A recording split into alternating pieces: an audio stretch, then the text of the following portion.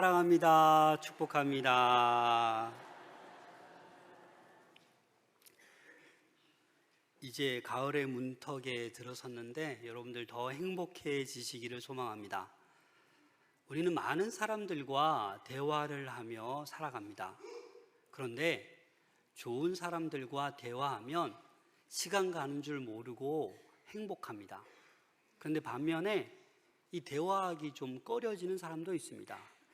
뭔가 의도를 가지고 뭔가 책 잡으려고 뭔가 꼬투리 잡으려고 어떤 계략을 꾸미고 대화를 하면 되게 불편해지기도 합니다. 어떤 학생이 취업을 하기 위해서 면접을 보러 갑니다. 그 대화가 편하겠습니까? 어렵겠습니까? 긴장되고 땀이 납니다. 오늘 본문에 나오는 예수님도 어떤 무리들이 예수님을 책 잡으려고 대화를 시도하고 있는 내용이 오늘 본문 말씀입니다. 함정에 빠뜨리려고 뭔가 시험을 하는 것은 좋지 못한 것입니다. 악한 것입니다. 요즘 정치인들을 보면 서로 말꼬리 잡고 책 잡으려고 그렇게 아둥바둥합니다. 그래서 전화 통화를 녹음하는 경우가 많고 또 대화하는 것도 뭔가 함정에 빠뜨리려고 녹음을 몰래 하기도 합니다. 그래서 오늘날 우리가 살아가는 세상은 좀 좋은 사람들과 좀 좋은 대화를 나누며 더 행복해져야 되는데 어떻게든 트집 잡고 말꼬리 잡으려고 하면 그 세상은 행복해지지 않을 것 같습니다. 이제 다음 주면 추석이 다가오는데 여러분들 가족들 만나서도 좋은 말 많이 하시기를 바랍니다. 꼬투리 잡고 책 잡고 뭔가 그러지 마시고 정말 은혜의 말씀을 풍성히 나눌 수 있기를 소망합니다. 오늘 본문에 보면 바리새인들, 헤롯 땅, 사두개인들이 예수님에게 함정을 놓고 계략을 세워서 책 잡으려고 합니다. 사실 보통 사람 같으면 100% 넘어갑니다. 제가 아무리 생각해봐도 제가 예수님처럼 이런 질문 당하면 저는 넘어갔을 겁니다. 그럼 우리 예수님은 진리의 하나님이십니다. 지혜가 풍성하신 분이기 때문에 이런 어려운 질문에도 아주 명확하게 멋지게 해결해 나가시는 분이십니다.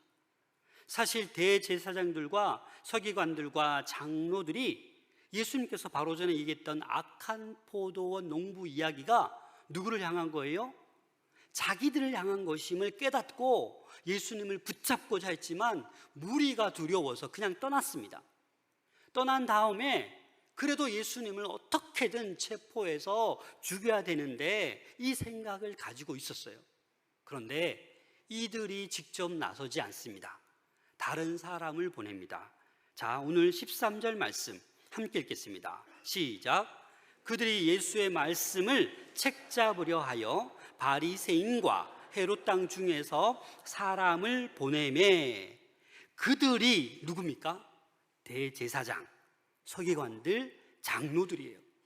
본인들이 직접 나서지 않고 예수님의 말씀을 책잡으려고 누구를 지금 보내고 있어요? 바리새인과 헤롯 땅을 보내고 있는 거예요. 이 바리새인들은 어떤 사람들입니까? 아주 율법에 충실한 사람이에요. 이 헤롯 땅은 어떤 사람들입니까? 친로마적 상류층에 해당하는 이 헤롯 땅들. 그래서 이 헤롯 땅은 로마에 세금 바치는 거 기꺼이 오케이 하는 사람들이에요. 근데 바리새인들은 어때요? 불편한 거예요. 세금 내는 걸 못마땅하게 생각하는 사람들이에요. 그런데 여러분, 어떻게 이 정치적으로 완전히 입장이 다른 바리새인들과 헤롯 땅이 뭐예요? 한편이 되었어요. 왜요? 목적이 같기 때문에. 예수님을 책잡아서 지금 체포하기 위해서 음모를 꾸미고 있는 것입니다. 공동의 적인 예수님을 체포하기 위해서 한편이 된 거예요. 정치적인 입장이 전혀 다름에도 불구하고 지금 한 통속이 되었습니다. 오늘 13절 말씀에 책 잡으려 이 단어 아그리오라는 헬라어 단어인데 이 단어에 어떤 의미이냐면 사냥에서 덫을 놓아서 잡는 게 아그리오입니다. 다시 말해서 이 바리새인과 헤롯 당들이 지금 예수님 어떻게 하려고 해요? 덫을 놓아서 사냥하듯이 예수님을 잡으려고 하는 거예요. 그럼 덫을 놓아서 어떻게 합니까? 덫에 걸려들면 여러분 어떻게 해요? 움직이면 움직이서 막 쪼여듭니다. 죽어요, 죽어. 예수님도 지금 이 바리새인과 헤롯 당이 덫을 놓은 거예요. 이들은 아마 이렇게 생각했을 거예요. 우리의 이 질문이 완벽하다. 예수님 당연히 걸려들 거야. 빠져나갈 구멍이 없어. 이런 생각으로 이들은 예수님께 질문을 던집니다. 14절 말씀 함께 읽겠습니다. 시작. 와서 이르되 선생님이여 우리가 아노니 이는 사람을 외모로 보지 않고 오직 진리로서 하나님의 도를 가르치심이니이다. 가이사에게 세금을 바치는 것이 옳으니까 옳지 아니하니까. 이들은 예수님을 선생님하고 부르면서 온갖 아부와 아첨을 떱니다. 칭찬을 합니다. 와, 예수님은 정말 참되신 분 아닙니까? 꺼리 끼는 일이 없고 사람을 외모로 보지 않고 오직 진리로 하나님의 도를 가르치시는 분이 아닙니까? 이렇게 이야기합니다. 여러분 왜 그럴까요? 예수님께서 자기들이 던진 질문에 다른 소리를 못하도록 지금 붙들어 맬 생각으로 이렇게 온갖 아부와 칭찬을 하고 있는 거예요. 그러면서 이렇게 질문하는 거예요. 지금 가이사에게 세금을 바치는 것이 옳으니까 옳지 않으니까. 결국 이 유대와 로마 사이에 가장 민감한 이 세금 문제에 대해서 예수님께 질문하면서 예수님을 뭐 하고 있는 거예요? 시험하고 있는 거예요. 덫을 놓고 있는 거예요. 여기에 올무에 걸려들도록 대답하지 못하지 않을 수 있도록 무조건 대답할 수 있도록 이렇게 덫을 놓고 있는 것입니다. 가이사에게 세금을 바칠까요? 말까요? 이 얘기를 하고 있는 것입니다. 이 당시 이 세금은 인두세를 얘기하는 거예요. 다시 말해서 로마의 지배 아래에 있는 이 유대인들은 다 세금을 한 데나리온씩 내야 돼요. 14살에서 65세까지 예외 없이 이 한 데나리온의 세금을 내야 됩니다. 이 데나리온은 로마인들이 만든 은전이에요. 인두세를 내는데 사용했어요. 그래서 바리새인들에게는 이 극도로 꺼리는 일이에요. 세금 내는 것이. 그러나 헤롯 당은 내는 것에 대해서 별 문제가 없는 사람들입니다. 그래서 이 당시 로마 황제는 신처럼 숭배되고 있었어요. 그래서 황제에게 내는 세금은 이방 우상에게 바치는 제물과 같이 여겨질 수도 있기 때문에 바리새인들, 유대인들은 불편한 거예요. 그래서 예수님께 질문해서 예수님께서 만약에 세금 바치는 것을 반대하면 어떤 일이 일어나겠습니까? 황제에게 반역을 꾀하는 자로 고발당해서 엄청난 위협을 받게 될 거예요. 만약에 세금 내는 것을 찬성하면 어떻게 되겠습니까? 동족들이, 유대인들이 뭐라고 말하겠습니까? 이 사람은, 예수는 친로마적인 사람이다, 민족의 반역자다, 매국노다라고 돌 던질 수도 있습니다. 그래서 예수님 입장에서는 어떻게 해요? 이 세금 내는 문제를 반대할 수도 없고 찬성할 수도 없는 거예요. 그래서 이들은 질문하면서 뭐든지 한쪽을 택해봐라. 이렇게 택해도 너는 올무에 걸리는 거고 이렇게 택해도 올무에 걸리는 거다. 그래서 이들은 자신 있게 엄청나게 위선적으로 예수님을 칭찬한 다음에 이렇게 질문을 던진 것입니다. 여러분, 예수님께서 어떻게 대답하시겠습니까? 예수님은 이들의 불순한 의도를 알고 계셨습니다. 15절 말씀 함께 읽겠습니다. 시작. 우리가 바치리까 말리까 한데 예수께서 그 외식함을 아시고 이르시되 어찌하여 나를 시험하느냐 데나리온 하나를 가져다가 내게 보이라 하시니. 이렇게 선택도 못하고 저렇게 답할 수도 없고 진퇴양난의 위기 가운데 몰려 있는데 예수님은 그들의 위선을 안 거예요. 그들의 외식함을 꿰뚫어 보신 거예요. 여러분, 혹시 여러분들 중에 사람의 마음을 꿰뚫는 분들 계십니까? 많죠. 왜 이렇게 유치원 아이들 3살, 4살, 5살 아이들 보면 그 마음을 꿰뚫을 수 있지 않습니까? 경험이 없으세요? 저는 다 꿰뚫을 수 있을 것 같은데. 저도 이렇게 우리 성도님들 보면, 이게 자랑은 절대 아닙니다, 마음을 어느 정도 꿰뚫을 수 있습니다. 이분이 되게 지금 마음이 아프구나, 지금 정말 화가 나 있구나, 지금 걱정이 많구나, 지금 너무 행복하구나, 어느 정도 마음을 조금만 얘기해봐도 꿰뚫을 수가 있습니다. 그런데 우리 예수님은 어떻게 해요? 100% 저와 여러분들의 마음을 다 꿰뚫어 보시는 분이 우리 예수님이십니다. 그래서 그들의 계략적인 그 위선된 그 질문을 꿰뚫고 있는 거예요. 가이사에게 바칠까요 말까요? 그럼 뭐라고 대답해야 돼요? 바쳐라, 바치지 말라, 이렇게 대답하는 것이 아니라 왜 너희들은 나를 시험하느냐. 그들의 의도를 알고 있기 때문에 정확한 답변을 하고 계신 거예요. 어찌하여 나를 시험하느냐. 그래서 16절에 보니까 가져왔거늘 예수께서 이르시되 이 형상과 이 글이 누구의 것이냐 이르되 가이사의 것이니이다. 아마 예수님은 이 한 데나리온도 없으셨던 것 같아요. 그죠? 그래서 한 데나리온 가져와 봐라. 가지고 왔어요. 그래서 묻는 거예요. 자, 이 한 데나리온 잘 봐라. 우리 화면 볼까요? 자, 잘 봐라. 이 형상이 누구의 것이냐? 라고 묻는 거예요. 그러니까 이들이 가이사의 것입니다 라고 얘기하는 거예요. 이 데나리온에는 티베리우스 황제, 신의 아들이란 라틴어가 새겨져 있고, 이 티베리우스 황제가 월계관을 쓰고 있는 거예요. 그래서 이 예수님께서는 이 형상과 이 글이 누구의 것이냐? 가이사의 것입니다 라고 대답하는 거예요. 출애굽기 20장 4절입니다. 함께 읽겠습니다. 시작.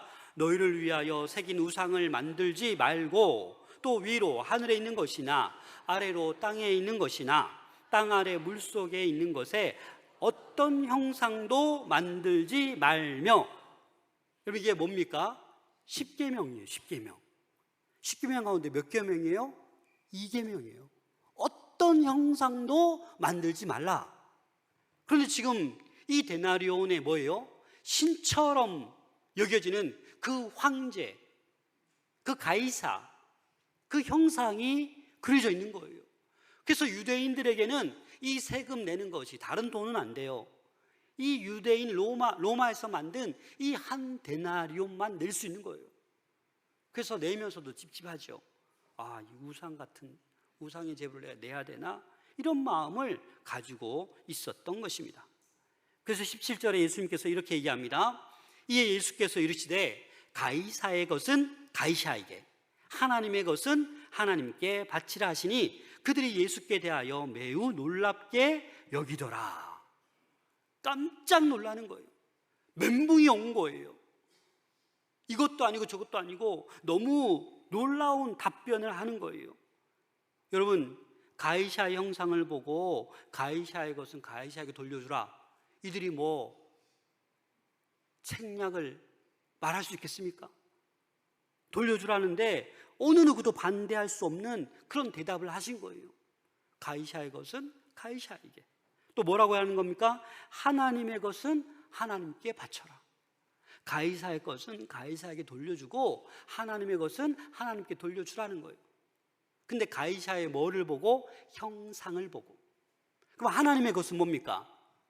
그 의미를 생각해 보면 하나님의 형상을 우리는 생각해 볼 수 있습니다.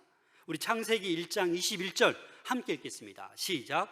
하나님이 자기 형상 곧 하나님의 형상대로 사람을 창조하시되 남자와 여자를 창조하시고. 저와 여러분들은 어떻게 창조되었다고요?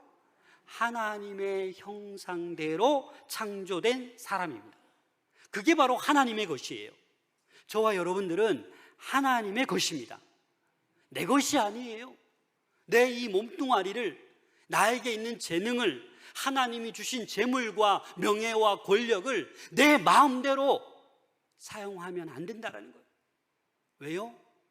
우리는 하나님의 것이에요. 하나님의 형상대로 지음 받은 거예요.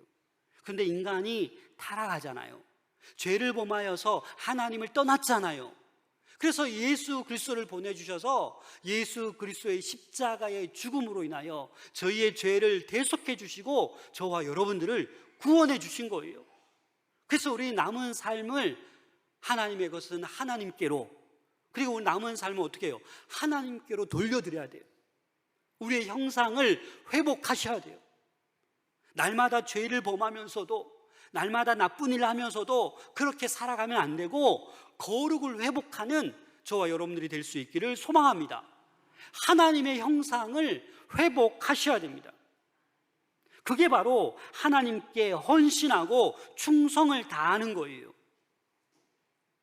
우리의 자신을, 우리의 몸을 하나님께 온전히 드릴 수 있어야만 합니다. 지금 우리가 예배를 어떻게 하고 있어요? 보고 있어요? 저 이렇게 보고 있나요? 하나님께 드리는 거예요. 온전히 드리는 게 예배예요. 온전히 예배를 찬양과 기도와 마음과 헌금과 내 생각을 다 하나님께 온전히 드리는 것이 제일 살아 역사하는 참된 예배인 줄로 믿습니다. 그렇게 온전히 드려질 때 하나님의 역사가 나타나는 거예요. 치유와 회복이 일어나는 거예요. 바로 앞에 악한 포도원의 그 농부들 어떻게 했습니까? 주인이 3년 지나도록 안 오니까 자기 것인 양, 그렇잖아요. 품삯도 돌려줄 생각도 안 하고 오는 종들 다 때려 죽이고 자기 것으로 착각하는 거예요. 여러분, 우리는 하나님께 우리의 모든 것을 돌려드리는 삶을 살아갈 수 있기를 소망합니다. 그게 기도일 수도 있고, 그게 찬양일 수도 있고, 하나님께 저에게 주신 게 많으면 그 많은 건강으로, 지혜로, 명예로 하나님을 향해 돌려드릴 수 있어야 합니다. 그것이 바로 하나님의 주권을 인정하는 삶입니다. 저와 여러분들의 삶의 주인은 바로 하나님이십니다. 내가 아닙니다. 다른 사람이 아니라 오직 하나님이십니다. 그래서 이들의 올무의 계략은 실패로 돌아갔습니다. 하나님의 멋진 대답으로 인해서 가이샤의 것은 가이샤에게, 하나님의 것은 하나님께. 바리새인과 헤롯 당에 이어서 또 다른 사두개인들이 예수님 앞에 와서 부활에 관해 질문합니다. 이 부활의 문제도 아주 민감한 문제거든요.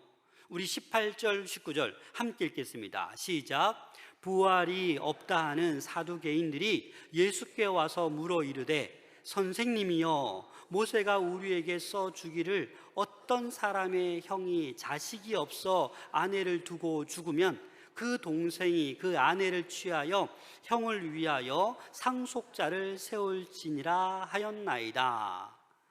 먼저 이 사두개인들은 어떤 사람들입니까? 제사장 출신의 귀족들, 아주 보수적인 사람들이에요. 이들은 뭘 믿냐면 토라밖에 안 믿어요. 모세오경, 창세기부터 신명기까지 이 5권의 책만 믿습니다. 쓰여진 토라만 믿어요. 바리새인들은 그렇지 않아요. 쓰여진 토라와 구전으로 내려온 하나님의 말씀을 다 믿는 그 차이점이 있습니다. 그래서 사두개인들은 부활을 믿지 않습니다. 사도행전 23장 8절 함께 읽겠습니다. 시작. 이는 사두개인은 부활도 없고 천사도 없고 영도 없다 하고 바리새인들은 다 있다 함이니라. 좀 차이가 있죠. 하지만 이 사두개인들은 뭐예요? 영도 없고 부활도 없고 천사도 없다라는 거예요. 왜? 자기들이 읽고 보고 공부한 이 토라 율법책에는 그 부활의 말이 있는 것을 발견하지 못했거든요. 이미 마가는 예수님께서 마가복음 8장, 9장, 10절에 3번씩이나 계속해서 이 부활에 대해서 말씀하셨습니다. 부활에 대해서 예언하셨습니다. 그러나 이 토라의 부활에 관한 기록이 없다고 예수님께 부활이 없음을 이 사두개인들은 지금 뭐 하고 있는 거예요? 논증을 하고 있는 거예요. 그 논증이 뭡니까? 22절 말씀 함께 읽겠습니다. 시작. 일곱이 다 상속자가 없었고 최후의 여자도 죽었나이다. 무슨 말입니까? 7명의 형제가 있었어요. 큰아들이 결혼했어요. 근데 자녀가 없이 죽었어요. 그럼 누가? 둘째 아들이 그 형수를 취해서 상속자를 낳아야 돼요. 그래서 둘째도 죽었어요. 그럼 누가? 셋째가. 이렇게 해서 7째까지 갔는데 7째까지 가도 상속자가 있어요, 없어요? 없어요. 그리고 이 여자도 어떻게 해요? 죽었어요 라고 얘기하는 거예요. 사실 어처구니 없는 상황을 이 사두개인들은 설정해서 예수님께 얘기하고 있습니다. 여튼 이 사두개인들의 논지는 뭡니까? 이렇게 여인 한 명에 7명의 남편이 있는데 이들이 다 부활하게 되면 이 여인의 남편은 누구냐라는 거예요. 여러분 누굽니까? 첫째입니까? 그냥 마음에 드는 제일 잘생긴 7명 중에 택하면 됩니까? 그래서 이 사두개인들은 이렇기 때문에 부활은 있으면 안 되는 거다라고 얘기하는 거예요. 여러분 어떤 분이 남편을 여의고 예뻐 보려고 성형 수술했어요. 그래서 재혼을 했어요. 근데 부활을 했는데 처음 남편이 아내를 몰라봐요. 너무 심하게 성형을 해서. 그리고 여러분 부활되면 내 아내도 몰라보고 뭐 내 남편도 몰라보고 이렇게 되는 겁니까? 이 지금 사두개인들은 지금 부활에 대해서 너무 잘못 알고 있다라는 거예요. 그래서 우리 24절 말씀 함께 읽겠습니다. 시작. 예수께서 이르시되 너희가 성경도 하나님의 능력도 알지 못함으로 오해함이 아니냐. 너희가 성경도 하나님의 능력도 알지 못하고 지금 오해하고 있는 것 같다. 이 오해함, 헬라어로 플라나오라는 단어인데 이 단어가 어떤 의미가 있냐면 속임을 당하다, 길을 잃다, 미혹당하다라는 의미가 있어요. 다시 말해서 성경을 보고 또 보고 있지만 미혹당한 거예요. 길을 잃은 거예요. 성경의 온전한 뜻을 알지 못하고 속임당하고 있다라는 것입니다. 그래서 성경도 하나님의 능력도 알지 못한다라고 예수님은 이 사두개인들을 책망하고 있는 것입니다. 25절 말씀 함께 읽겠습니다. 시작. 사람이 죽은 자 가운데서 살아날 때에는 장가도 아니가고 시집도 아니가고 하늘에 있는 천사들과 같으니라. 그래서 예수님은 그 부활에도 장가 안 간다, 시집 안 간다라는 거예요. 너희들은 다 천사들과 같다라는 거예요. 그래서 이 사두개인들은 지금 잘못된 생각을 가지고 있는 거예요. 그래서 예수님께서는 명쾌하게 너희들은 부활 때에 장가도 시집도 가지 않고 천사들과 같이 갔다라고 지금 이야기하고 있는 것입니다. 26절 말씀 함께 읽겠습니다. 시작. 죽은 자가 살아난다는 것을 말할진대 너희가 모세의 책 중 가시나무 떨기에 관한 글에 하나님께서 모세에게 이르시되 이삭의 하나님이요 야곱의 하나님이로라 하신 말씀을 읽어보지 못하였느냐. 또 책망하는 거예요. 야, 너네 못 읽어봤냐? 너네 토라 그렇게 좋아하고 그거 맨날 달달 외우고 있지 않느냐? 출애굽기 3장 6절 말씀 보시면 또 이르시되 나는 내 조상의 하나님이니 아브라함의 하나님, 이삭의 하나님, 야곱의 하나님이나. 모세가 하나님 뵙기를 두려워하여 얼굴을 가리매. 하나님은 자기 자신을 어떻게 얘기하고 있어요? 아브라함, 이삭, 야곱의 하나님이라고 지금 선포하고 있는 거예요. 여러분, 이 말은 무슨 말입니까? 하나님께서 지금 이 말씀의 근거에서 부활이 있다라는 것을 지금 주장하고 있는 거예요. 하나님이 모세에게 나타나셔서 이 아브라함, 이삭, 야곱 죽은 지 벌써 오래되었잖아요. 근데 모세 앞에 뭐라고 얘기하고 있어요? 내가 이들과 함께 한다라는 거예요.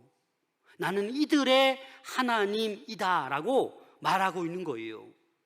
그래서 너희는 말씀을 읽어보지도 못했느냐? 성경을 읽어도 깨닫지 못하고 크게 오해하고 있다라고 책망을 받고 있는 거예요. 여러분, 이 사두개인들은 이 토라, 모세오경을 수천 번, 수백 번 읽은 사람들이에요.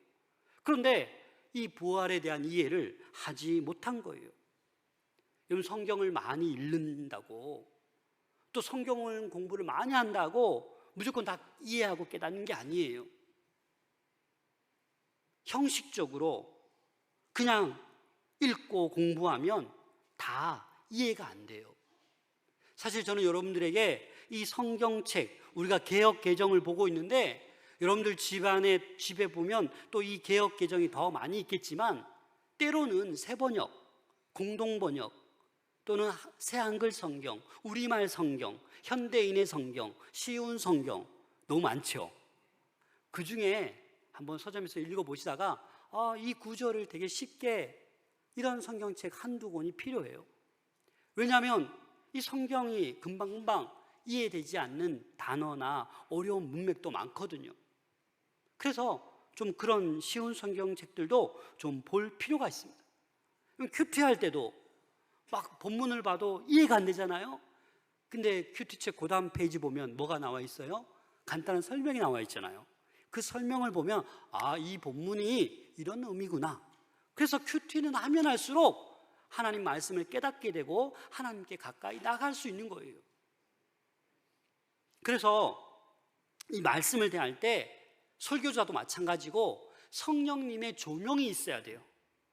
그냥 내 지식으로 내가 막 읽고 막 깨닫고 막 찾아보고 이게 아니라 하나님의 성령의 조명하심이 있어야 이 말씀이 더 은혜로 우리에게 이해되는 줄로 믿습니다. 그래서 27절에 이렇게 고백하고 있습니다. 함께 읽겠습니다. 시작. 하나님은 죽은 자의 하나님이 아니요 산 자의 하나님이시라. 너희가 크게 오해하였도다 하시니라. 아멘. 그렇습니다. 우리 하나님은 죽은 자의 하나님이 아니라 산 자의 하나님이시다. 그래서 아브라함과 이삭과 야곱을 비롯해서 이 세상에 죽어 있는 그들이지만 지금 살아있다라는 것을 얘기하고 있는 거예요. 그래서 성경은 지금 출애굽기의 토라의 부활을 지금 이야기하고 있는 것입니다. 그래서 저와 여러분들은 이 부활에 대한 소망을 가지고 살아가야 되는 줄로 믿습니다. 이 부활의 소망이 있는 사람은 어떠한 아픔과 역경과 두려움 속에서도 능히 이겨낼 수 있습니다. 두려워하지 않을 수 있습니다. 왜냐하면 하나님의 능력과 하나님의 사랑을 확신하기 때문입니다. 그래서 우리에게 이 부활 사랑이 없으면 늘 두려운 거예요. 늘 아프면, 늘 내 몸이 위험하면, 죽음이 다가오면 그냥 쩔쩔매는 거예요. 하지만 이 부활 신앙을 소유한 사람은 아파도 괜찮다. 오히려 주님이 날 불러가셔도 더 좋다 라는 믿음으로 이 세상에 굴하지 아니하고 담대히 살아갈 수 있는 것입니다. 사랑하는 여러분, 하나님은 먼저 예수 그리스도를 다시 살리셨어요. 부활시키셨어요. 그게 부활의 첫 열매로 삼으셨어요. 그래서 우리도 예수님처럼 부활에 참여하는 자가 다 되었음을 믿으시길 바랍니다. 그래서 저와 여러분들은 이 부활 소망을 품고 이 세상에서 죽음을 두려워하는 자들, 그들에게 복음을 전하는 부활의 증인으로 살아갈 수 있기를 소망합니다. 그래서 우리는 복음을 전해야 되는 거예요. 부활의 소망을 전해야 하는 것입니다. 오늘 이 세금 문제, 부활 문제는 너무나도 민감한 문제였어요. 이 바리새인 헤롯 당 사두개인들이 어떻게 하면 예수님을 책잡기 위해서, 꼬투리 잡기 위해서 시험하듯 이 질문을 했는데, 예수님은 진리요 지혜의 하나님이시기 때문에 멋지게 교훈으로 이 문제를 대답해 주셨습니다.